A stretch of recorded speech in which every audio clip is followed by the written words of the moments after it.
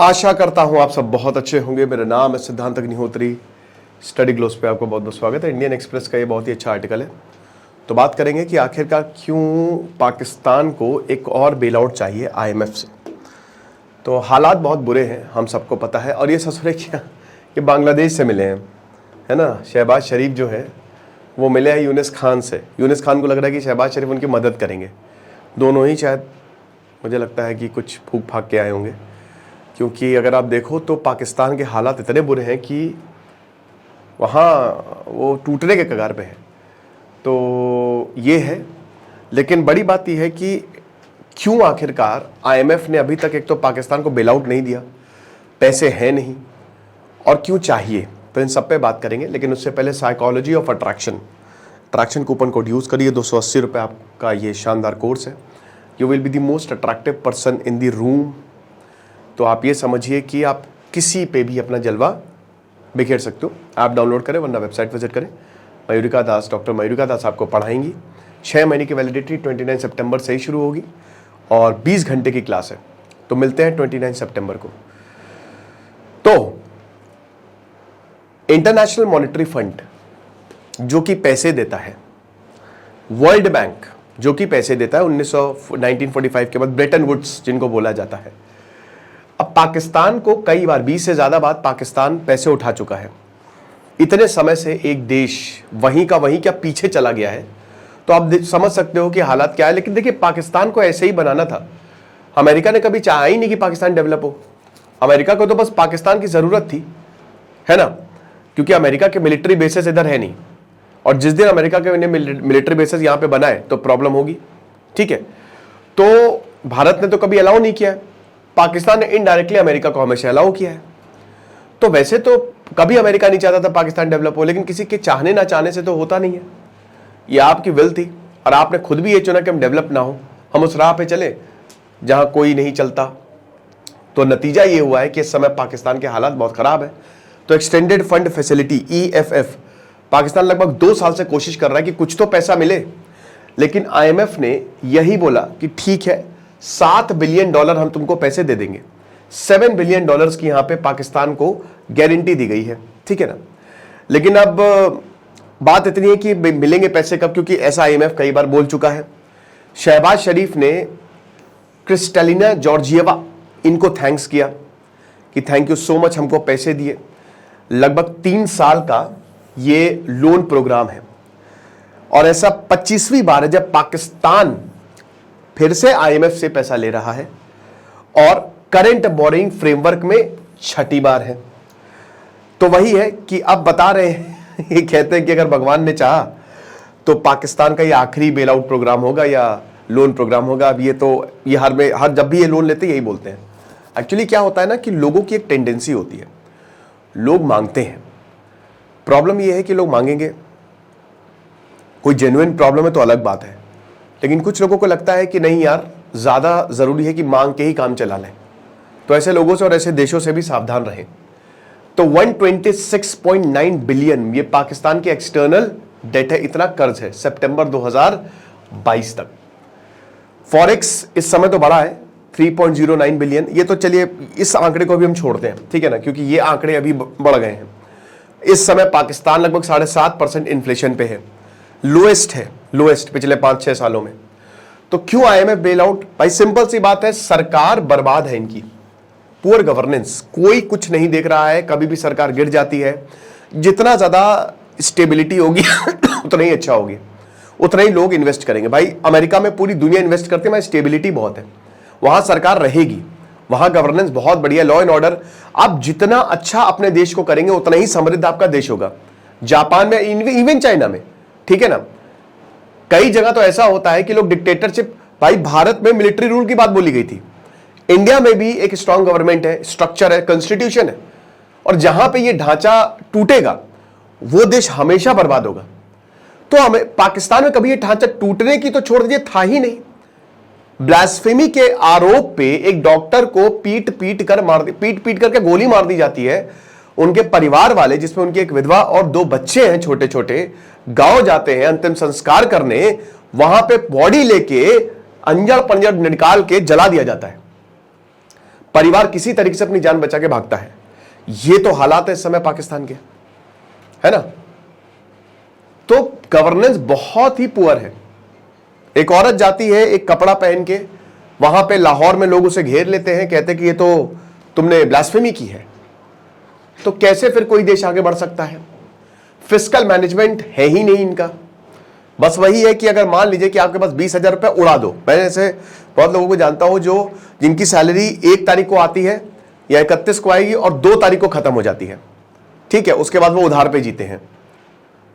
तो इस तरीके का अगर आपका फाइनेंशियल मैनेजमेंट होगा तो कैसे काम चलेगा? साइकोलॉजी ऑफ मनी किताब का मैंने रिव्यू किया, उसमें सेविंग्स पे बहुत ज्यादा बल दिया गया कि सेव करिए, सेव करते रहिए। अगर आप हर दिन 100 रुपए 200 रुपए भी बचाते हैं तो लाखों रुपए में आप खेलेंगे और वो आपके काम आएंगे। फालतू पैसा कभी भी, कितने भी अमीर हो जाए, फालतू पैसा मत खर्च करिए। 2022 में पाकिस्तान ने फंड्स लिए, ऐसा नहीं है। देखिए ये 2009 का एक्सटेंडेड फंड फैसिलिटी थी। अब 2022 में 2 साल बाद भाई, क्योंकि रशिया यूक्रेन वॉर, पहले कोविड-19 आया, फिर रशिया यूक्रेन वॉर, जिसकी वजह से पाकिस्तान एकदम बर्बादी पे चला गया। तो अब 2 साल पहले भयानक इकोनॉमिक क्राइसिस पाकिस्तान ने झेली। तब आईएमएफ को पता था कि अगर इस बार पाकिस्तान को पैसे नहीं दिए तो फिर ये देश ही नहीं बचेगा, तो पैसे दिए। फिर नवंबर 2022 में आईएमएफ ने फिर 1.18 आधे ही पैसे दिए थे, लेकिन पेंडिंग रोक दिया, ठीक है ना। क्यों? क्योंकि जब भी आईएमएफ ऐसे फर्जी में तो पैसे देगा नहीं। आईएमएफ जब भी आपको पैसे देता है वो पूरे नहीं देगा। आपको जरूरत है 100 रुपए की, वो 50 रुपए देगा, ठीक है, और उसके बाद ये देखेगा कि आप उसके क्राइटेरिया को पूरा कर रहे हो कि नहीं, फिर बाकी के 50 रुपए दे देगा। तो बाकी का जो 1.18 बिलियन था वो दिया ही नहीं, क्योंकि पाकिस्तान, भाई देखिए, पाकिस्तान में आप आईएमएफ के क्राइटेरिया को नहीं लगा सकते। आईएमएफ का क्राइटेरिया यूरोप और अमेरिका, क्योंकि अमेरिकन डोमिनेटेड है, तो वो उस सोच से सोचता है, ठीक है। लेकिन पाकिस्तान में थोड़ी ना, वो तो अंडर डेवलप्ड कंट्री है। तो अब पाकिस्तान में बताया कि भैया सबसे पहले टैक्स लगाओ, तो पाकिस्तान ने बोला भाई हम टैक्स लगा देंगे, पब्लिक पागल हो जाएगी। आज पीओके में, पाकिस्तान ऑक्युपाइड कश्मीर में इतने प्रोटेस्ट क्यों हो रहे हैं? भयानक प्रोटेस्ट हुए थे कुछ ही महीने पहले, वही पैसे की वजह से, टैक्स की वजह से, ठीक है। और जो आप कंट्रोल करते हो एक्सचेंज रेट पे, उसको बंद करो, ठीक है, अपनी करेंसी ऊपर नीचे करते हो। तो एक तरीके से पाकिस्तान ने जब ये नहीं किया, पैसे नहीं मिले आईएमएफ के, तो और दिक्कत हो गई, पाकिस्तान की इकोनॉमी और खस्ता हाल हो गई। फिर फूड एंड ऑयल प्राइसेस इतने भयानक तरीके से बढ़े, इतने भयानक तरीके से पाकिस्तान का इन्फ्लेशन 38% मई 2023 में चला गया। Ideal recipe for economic breakdown, economic collapse, कि इतना ज्यादा इन्फ्लेशन भारत में +4 ±2, 2% से नीचे इन्फ्लेशन नहीं होना चाहिए, 6% से ज्यादा महंगाई नहीं होनी चाहिए। अभी 7.5% गया, तो भारत ने आरबीआई, बैंक कंट्रोल करता मॉनेटरी पॉलिसी को, तो वो आरबीआई लेके आया फिर नीचे उसको, तो अभी वेल इन कंट्रोल है, 6% से नीचे है, ठीक है। लेकिन पाकिस्तान में 38% चला गया था महंगाई, अब 38%, आप विश्वास करेंगे। और फूड एंड ऑयल तो भाई ये एसेंशियल आइटम्स है, इंसान कॉटन तो खाएगा नहीं, खाता तो खाना ही है ना। तो पाकिस्तान का रुपया बहुत रिकॉर्ड 20% और नीचे चला गया 2023 में, और देश का जो फॉरेन एक्सचेंज रिजर्व्स है वो $3 बिलियन पे आ गया, कुछ बचा ही नहीं एक तरीके से। और अगर आपके पास डॉलर नहीं होंगे तो आप कैसे काम चलाओगे?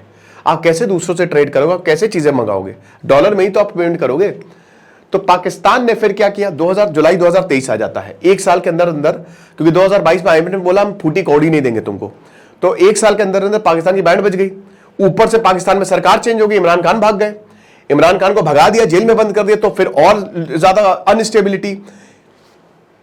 खैर इमरान खान को उन्होंने कहा ही कि अमेरिका ने हटवाया, अमेरिका बहुत डेंजरस है भाई, अभी बांग्लादेश में भी उनका हाथ तो है ही है, चाहे जो भी हो जाए, राइट। तो पाकिस्तान ने फिर क्या बोला, जुलाई 2023 आता है, उसने 9 महीने $3 बिलियन स्टैंड बाई एग्रीमेंट किया आईएमएफ से, ठीक है ना। उसके बाद सरकार की इंटरिम गवर्नमेंट ने बोला कि देखिए आईएमएफ की जो कंडीशन है फिस्कल डिसिप्लिन की, स्ट्रक्चरल रिफॉर्म की और मार्केट डिटरमिन एक्सचेंज रेट की, वो हमने मीट कर ली है।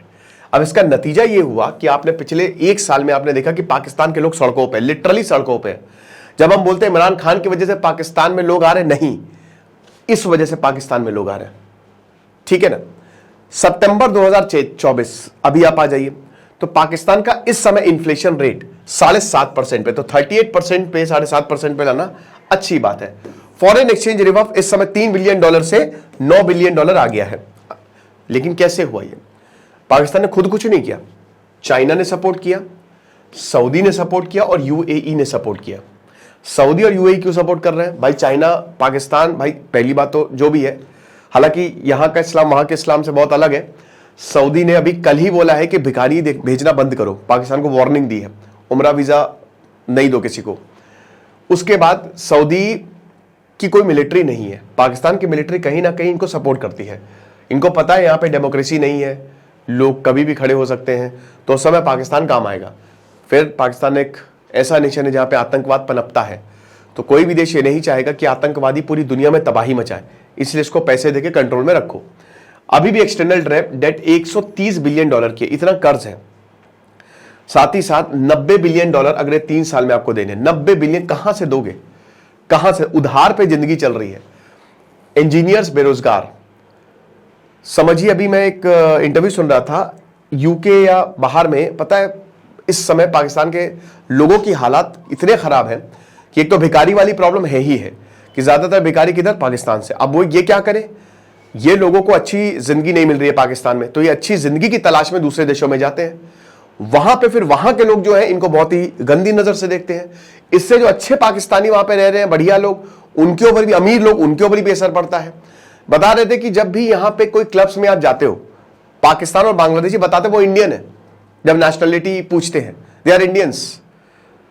क्यों? आपको शर्म आती है? शर्म आती इसीलिए बोलते हैं क्योंकि जैसे ही वो बोलेंगे बहुत ही निचली नजर से देखा जाएगा। एंड ये सब कुछ लीडरशिप का कमाल है यहाँ की, ये चीज है। अब एक्सटेंडेड फंड फैसिलिटी है क्या? देखिए, ये एक फाइनेंशियल असिस्टेंस, पैसा दे दिया जाता है ताकि देश जो भी बैलेंस ऑफ पेमेंट की प्रॉब्लम, बैलेंस ऑफ पेमेंट क्या है भाई? आपका इंपोर्ट एक्सपोर्ट बराबर होना चाहिए, लेकिन $130 बिलियन का कर्ज है, तो अगर इतना ज्यादा कर्ज होगा तो फिर यहां पे पैसे दिए जाते हैं। क्योंकि कर्ज तो चलिए छोड़ दीजिए, वो तो बाद में देख लिया जाएगा, पहले पैसे से अपने पैसा दे रहे हैं तो पैसे से पैसा बनता है, पैसा कमाने का प्रबंध करो। ओके, उसके बाद मीडियम टर्म स्ट्रक्चरल रिफॉर्म्स, जैसे मॉनेटरी और फिस्कल पॉलिसी। मॉनेटरी पॉलिसी आपका बैंक बनाता है, फिस्कल पॉलिसी आपकी सरकार बनाती है। तो इन दोनों को, टैक्स, आपका टैक्स स्ट्रक्चर सही, पाकिस्तान में फ्रीबीज है, पाकिस्तान में बहुत सारी चीजों पे सब्सिडी दी जाती है। आईएमएफ ने बोला इन सबको हटा लो, फिस्कल पॉलिसी जो है ये फ्री बांटना बंद करो, ये फ्री बांटने के चक्कर से ही तुम्हारा ये हाल हुआ है। और मॉनेटरी पॉलिसी सही रखो, टैक्स को बढ़ाओ, पैसे हमको कैसे पता लगेगा? लोन है ये, हम तुमको ग्रांट नहीं दे रहे, ठीक है? तुमको पैसे वापस करने हैं, तो अब फर्जी में थोड़ी ना कि हम तुमको पैसे बांटते रहेंगे, हमको कुछ बताओ कि अब तुम कैसे पैसे वापस करोगे। तो इसीलिए रिफॉर्म्स की जरूरत है। कंपटीशन करिए, फॉरेन एक्सचेंज रिजर्व्स को रिबिल्ड करिए, लेकिन ये नहीं होगा, कभी नहीं होगा। मान के चलिए फिर अगले 5 साल में पाकिस्तान रुपये को पैसे दे दीजिए और ये $130 बिलियन को $200 बिलियन कर्ज में चला जाए। इसमें चाइना ने पूरे पाकिस्तान को खरीद लिया है। वो तो चाहता ही है कि पूरा पाकिस्तान को खरीद ले, लोगों को मार के भगा दे, और उसके बाद स्ट्रैटेजिक इंपॉर्टेंस हमारे पास हो जाएगा। अब EFF पैकेज जो है उसको जुलाई में अनाउंस किया। IMF जो है वो वही है कि मैक्रो इकोनॉमिक स्टेबिलिटी, बड़े लेवल पे इनकी इकोनॉमी जो है IMF सुधारना चाह रही है। ऑब्जेक्टिव यही है कि पब्लिक फाइनेंस को सही करें, इन्फ्लेशन को कम करें, एक्सटर्नल बफर्स को रीबिल्ड करे और इकोनॉमिक डिस्टॉर्शन को खत्म कर दे पूरी तरीके से। पर इनमें से एक भी भाई, इकोनॉमिक डिस्टॉर्शन सबसे पहले पब्लिक फाइनेंस, ठीक है ना? पब्लिक फाइनेंस को कैसे आप इसमें, क्योंकि पाकिस्तान की सरकार अगर पैसा कमा रही होती तो क्या उसके पास इतना कर्ज होता? लोग सही से, मॉल खुलता है कराची में, लूट के लोग ले जाते हैं, ठीक है? तो एजुकेशन पे इन्वेस्ट किया नहीं आपने, टेक पे इन्वेस्ट किया नहीं आपने इन्वेस्ट किया गलत जगह, आतंकवाद, दुनिया भर में प्रॉब्लम क्रिएट करने में आपका नाम नंबर 1 है। तो किस तरीके से आप यहां पे पब्लिक फाइनेंस को स्ट्रेंथन करेंगे, इसका जवाब दे दीजिए। शायद अगर आप पाकिस्तान के मंत्रियों से ये पूछेंगे ना, वो बता भी नहीं पाएंगे। पाकिस्तान में गुटखा प्रॉब्लम है, लैंड प्रॉब्लम है, बताते हैं कि यही लोग पार्लियामेंट में बैठते हैं। एक पाकिस्तानी कोई थे, वो काम करते थे उनके टैक्स विभाग में, तो वो रेड मारने गए जब, तो पता चला कि वहां के जो मालिक है वो खुद ही पार्लियामेंट में बैठा हुआ है। मतलब हमारी, तो फिर ऐसे कैसे हो जाएगा? बहुत मुश्किल होगी। जब खुद ही आदमी वहां बैठा हुआ है तो उसने सब बोला रेड वेट कुछ नहीं मानी, हटाओ, और मेरा ट्रांसफर करवा दिया। इन्फ्लेशन कितने रिड्यूस कर लोगे, ये भी बड़ी बात है, ठीक है ना? एक्सटर्नल बफर्स, ठीक है, फॉरेन एक्सचेंज लेके आओ, फॉरेन एक्सचेंज आपको लगता है कि आप फॉरेन एक्सचेंज रिजर्व्स डॉलर आप खरीद लोगे, ठीक है, तो खरीदिए, लेकिन ये सब कैसे खरीदोगे, कैसे?